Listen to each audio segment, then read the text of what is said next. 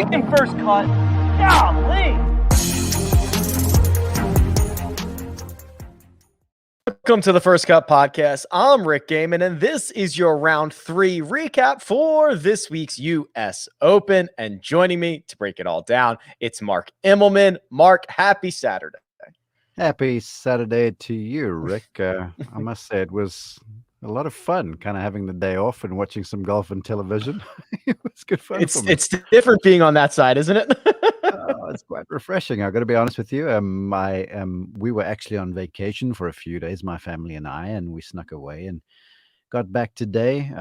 Tropical Storm Claudette ruined things for us down in the Gulf. But anyway, got back, had my dog on the couch next to me and the coffee and the TV and the rain, and everything was perfect, man.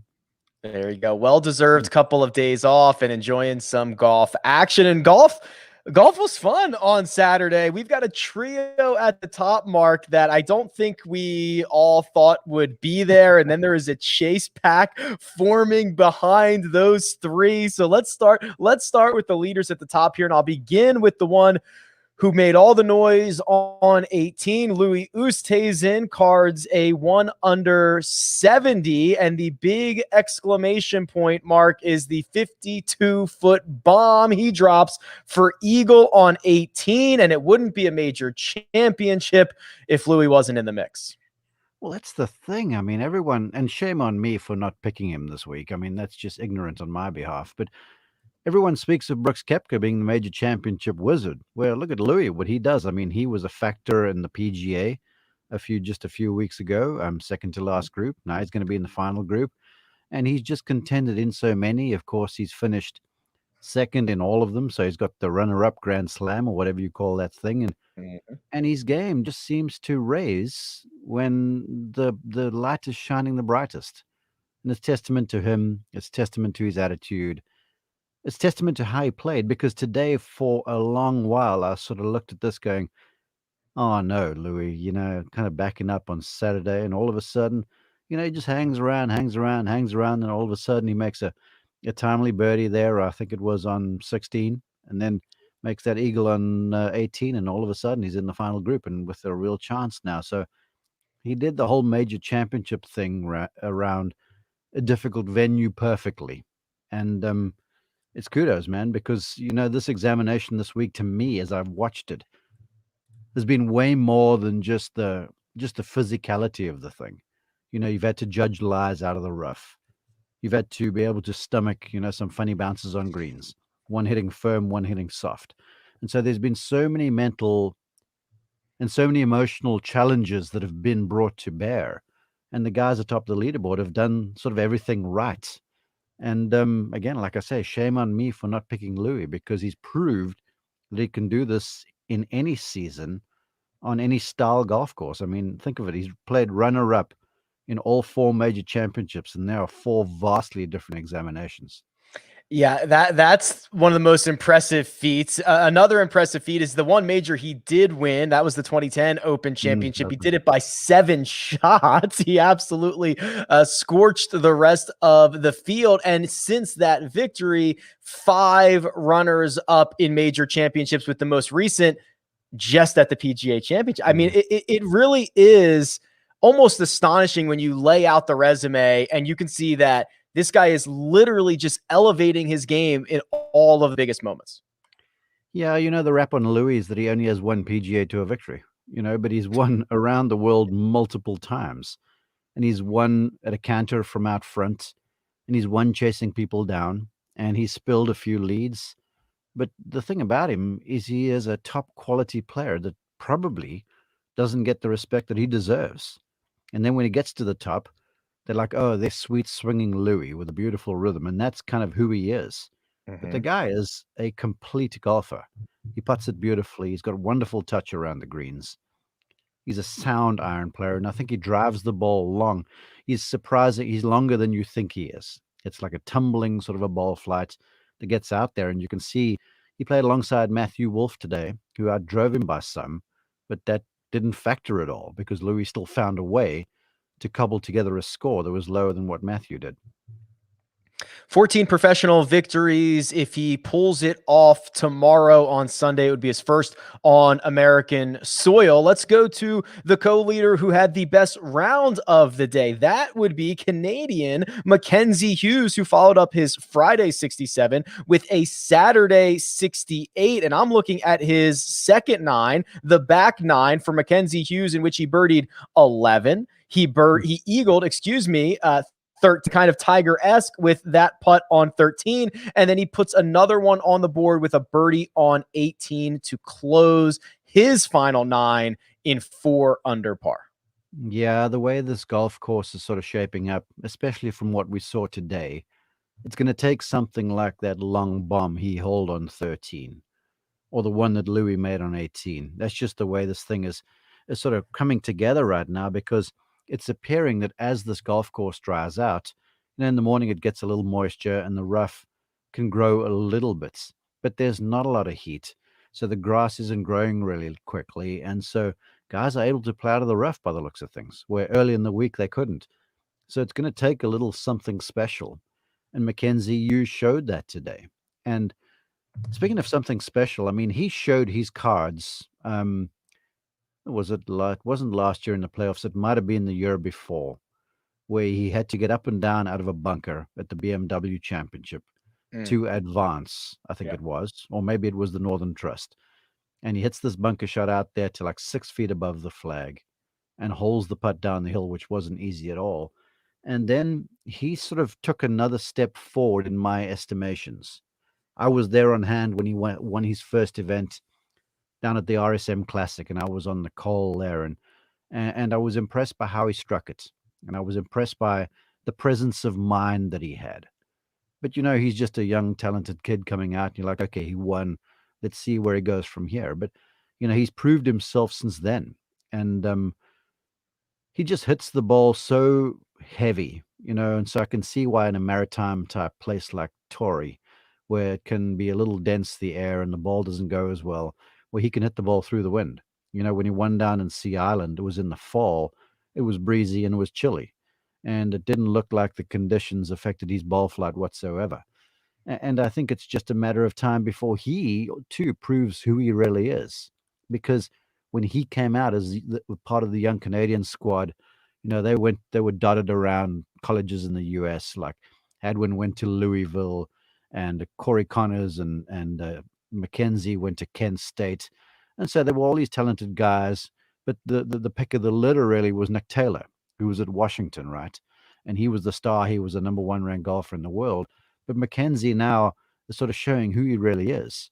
And I would sort of say, and I would make an argument for the fact that he may be the most accomplished of the bunch of them. And certainly, if things go his way tomorrow, that certainly will be the case.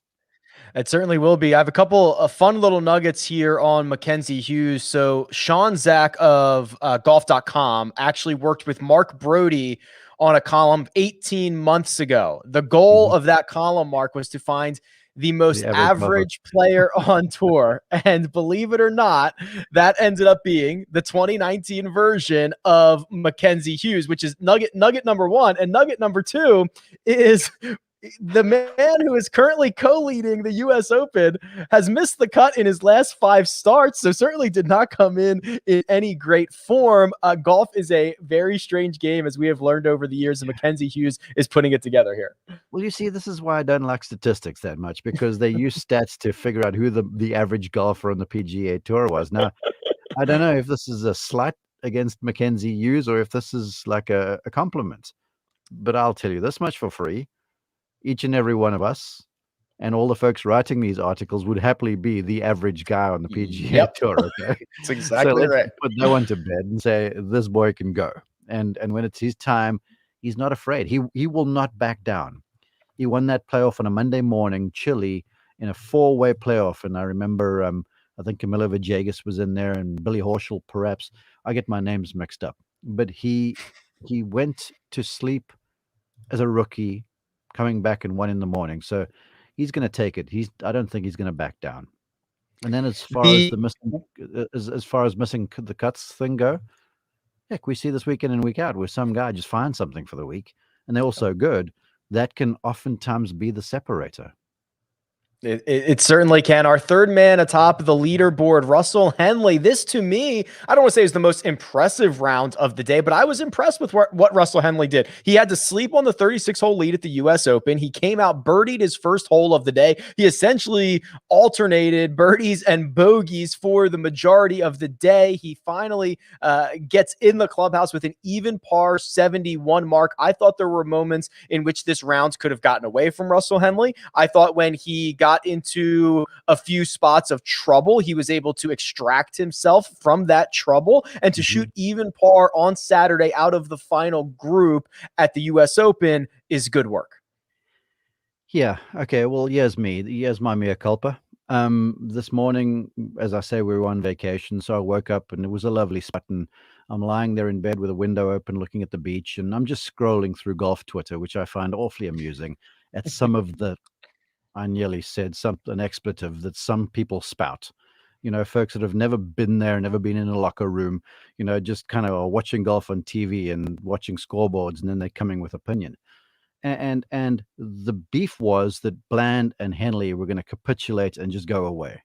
And I got the hair on the back of my neck up in the hugest way.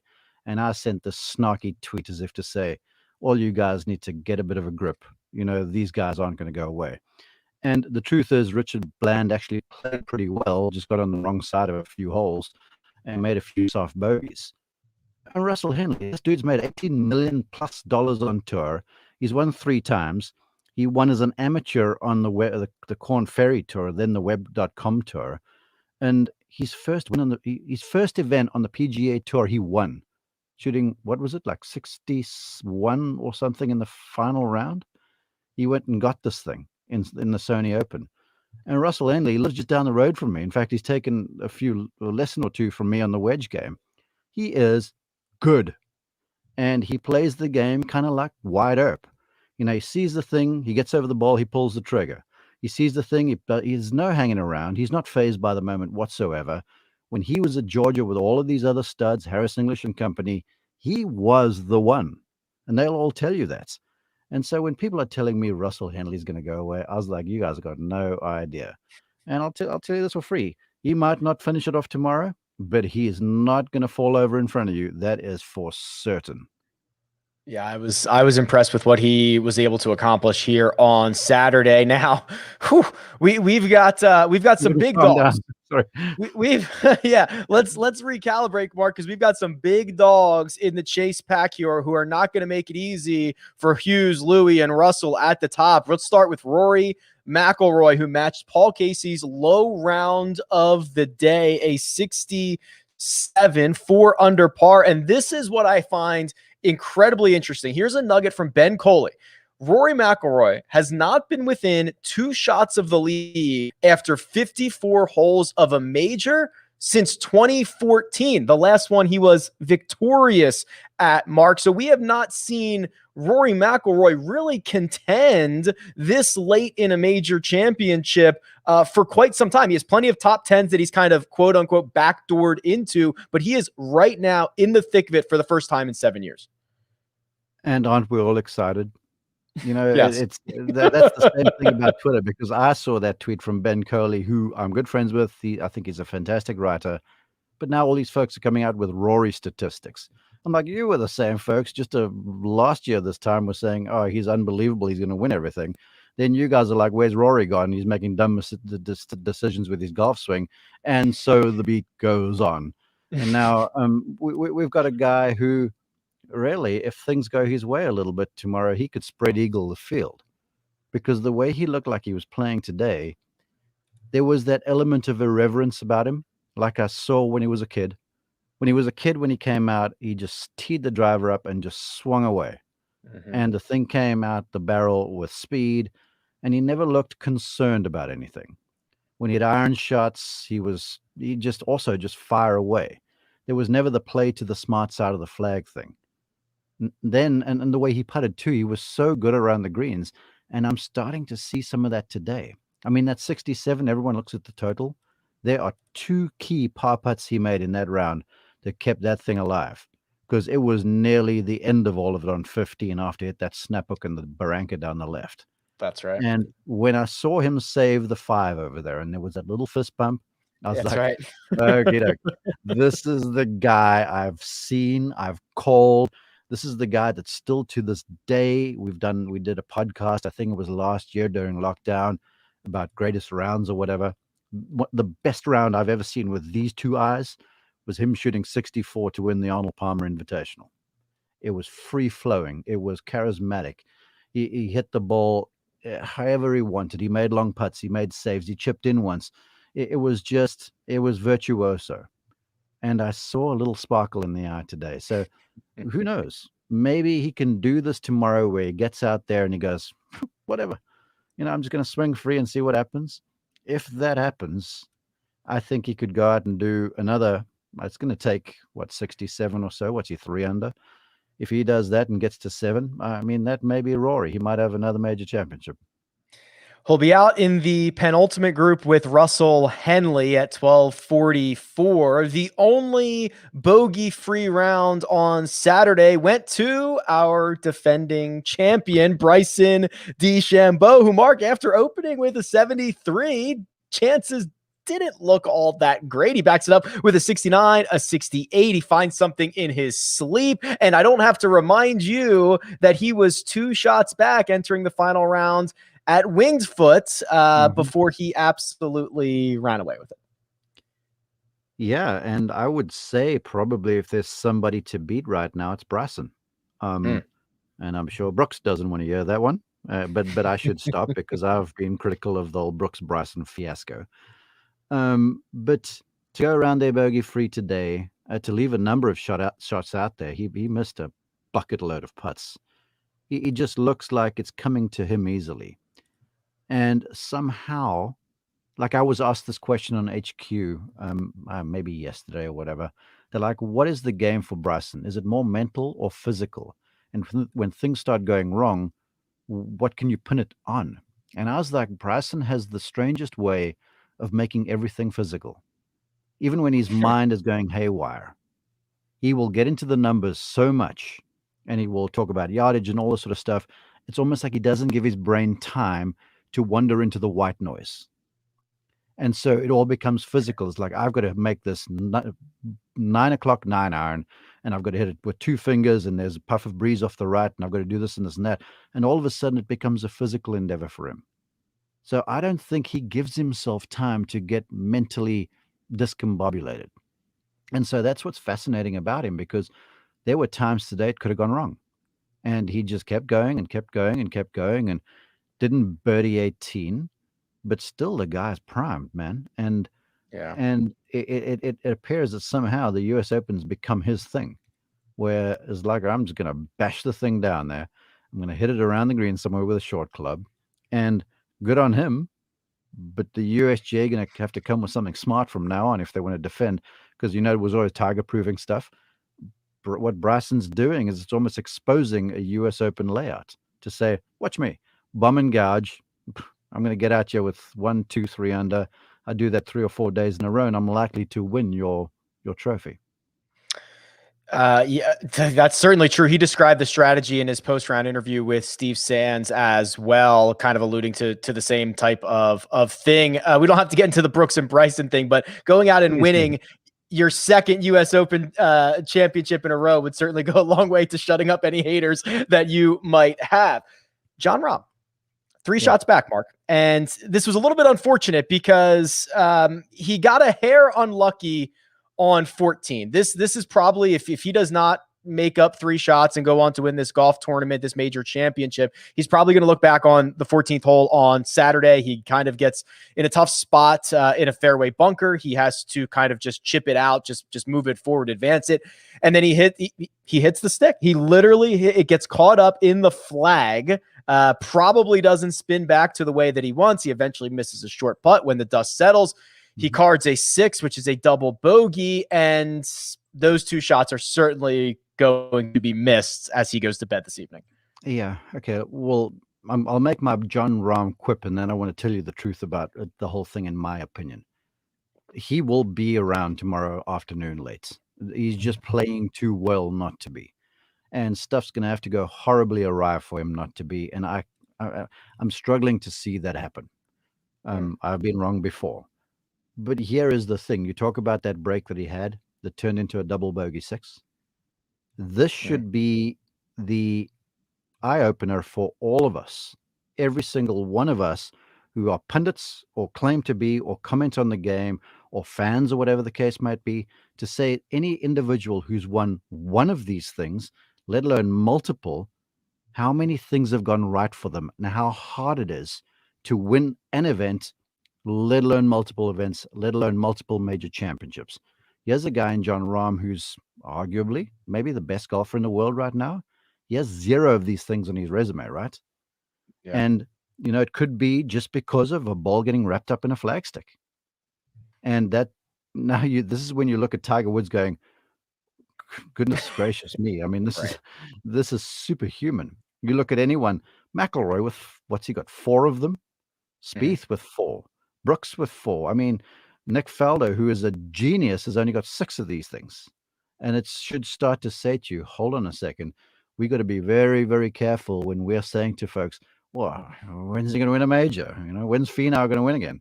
Blah, blah, blah, blah, blah, blah. It's just, it's a difficult thing. And there's so many factors that are brought to bear. And yes, that may be the reason why he doesn't win. Who knows? Maybe he can overcome the thing, because that's what you have to do to win. You've got to overcome some setbacks, but it's what golf represents, and to me, it's what makes golf great. One more before we hit our break. Matthew Wolff, 73, his worst round of the week. I think expectations were kind of all over the place and admittedly low for Matthew Wolff this week. He is currently 2 under par. He is right there with Jon Rahm and Scotty Scheffler, just 3 off the pace. It is seeming that maybe in a kind of a lesser sense, these U.S. Opens are setting up pretty well for Matthew Wolff as well. They went 1 and 2, Bryson and Wolff at Winged Foot, and both of them lurking here with 18 holes to go. Yeah, I'm hoping he plays well. But then again, I think for the lessons that perhaps he's trying to learn, and I haven't talked to him, so I don't know for sure. I've read transcripts like you have, and like everyone listening to this has, and I've read tweets and stuff. I think being emotionally complete for Matthew Wolff happens when he fails once or twice and then realizes he's going to be okay. When he has the big misstep, when it means something and it stings for a few days or a few weeks or whatever, then he comes back and goes, damn, man, I'm still Matthew Wolff and I'm going to be okay. But when you start to own these things so much that they define you, then you become the individual who's sitting by himself in the hotel room going, I haven't won and I'm not meeting sponsor obligations and I'm letting people down, and etc. And insert whatever it likes, because your brain goes to the weirdest of spots. So do I want him to win? Absolutely. What a story. If he doesn't, I think it might be better for him, because the one thing about Matthew Wolff is he left college as a sophomore, right? Yeah. I think that's he right. won how many times in his? I need Carl. Yeah, he won like how many times in his career? 11 times or something, including an NCAA championship, individual championship. The guy is not used to losing. And then he came out on tour and got himself a quick win, and the world was his proverbial oyster. Then he loses a bit, and the game gets hard, and life gets tough, and he's learning these lessons on the fly. And let me tell you what. When you are making big dollars and having all these obligations and stuff to do, to have to learn these lessons, that's not a fun place to be. And I'm not surprised at all he suffered with whatever he's been suffering with. So if he wins, fantastic. If he doesn't win, I think perhaps it could be a blessing in disguise. I really do. He was your 2019 individual NCAA champion, a bunch of wins at Oklahoma State. Mark, we've got to look at the betting board from our friends at William Hill and try to figure out who's going to win this golf tournament. And I've got something special to tell you. But first, we're going to take a quick break and hear a word from our partners. And we're back. All right, Mark, it is Saturday evening of the U.S. Open. There are 18 holes to be played. And I have to tell you, Louis Oosthuizen is the favorite to win this event. Have William Hill lost their minds? William Hill has installed Louis Oosthuizen as a plus 375, the shortest odds on the board, right behind both Rory McIlroy and Bryson DeChambeau. They are 5-1. Russell Henley 7.5-1. Mackenzie Hughes 9-1. So really, the two of the three golfers in the final group not getting much respect from William Hill, while Louis Oosthuizen getting the majority of the respect, and they don't want to get burned on Rory or Bryson potentially winning this thing. I find that curious. I really do. I would have figured that Bryson would be the favorites. I would have figured Rory would have grabbed the lion's share of the attention over there.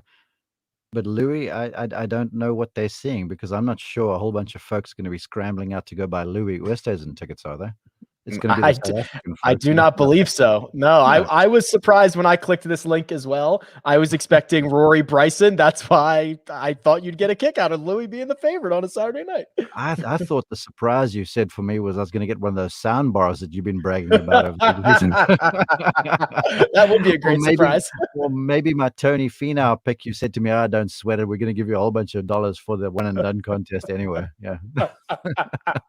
Nope. Nothing that good. Just that Louis is the favorite.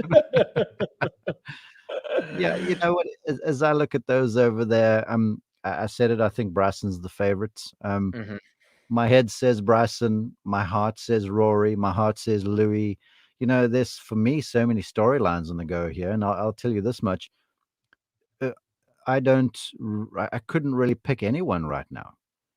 And I will tell you this. I feel like it's going to take one special shot. There's likely to be someone who has a horrible misstep at the wrong time, just like a US Open should be. And so for all of those folks on social, I've read too much social media over the last couple of days. Yeah, you got to get back to work. You're reading Twitter too much. For all of these folks, and if you're listening, come on now, that have been critiquing Torrey Pines as a venue. First off, have you ever been there? And secondly, what right do you have to critique a golf course that whenever we go there, it just produces the most incredible scenarios? You look at the winners this place has produced: Tiger Woods in a major championship, Jon Rahm, Justin Rose, Jason Day. I mean, the list is endless. You know, the cream essentially largely rises to the top. But the cool thing about this place too is that there'll always be that funny story. The Rocco Mediates, the Richard Bland. Goodness gracious, I was pulling for him. And so tomorrow there's going to be a little bit of that. There'll be a Mackenzie Hughes hanging in there. And it's keen to see this David versus Goliath thing that this incredible golf course is going to produce tomorrow afternoon. We are going to have one heck of a Sunday recap, because no matter who wins this golf tournament, it is going to be amazing. It's going to be fun to talk about. It's going to be well earned and well deserved. You're not going to backdoor or fall backwards into this major championship. My heart says Rory, my head says Bryson. We shall see. But Mark, 18 holes to go. One thing real fast for my Columbus people, Columbus, Georgia, if anyone's listening to this, because Russell Henley, now we've adopted him because he lives here with his wife, Teal. If Russell wins, we might have a public holiday on Monday in Columbus, Georgia, because it's such a great golfing town. And he's come in here and folks have just embraced him, and he plays golf at both clubs. He comes and practices with my college golf team. He's just a guy, you know, and he's super likable that way, and he plays the game easy. So if he wins, they may shut down our portion of Georgia for a few days. Columbus, Georgia, if you're listening, and Russell Henley can pull this off, maybe a little welcome back parade for him when he gets home on Sunday night or Monday. All good. I love it. Okay. We will be back, of course, Sunday evening to break down our latest major champion. But for now, let me thank producer Jacob. He does all the hard work behind the scenes. That right there, it's Mark Immelman. You can find him at Mark_Immelman, and you can find me at Rick Run Good. This has been The First Cut, and we'll catch you next time.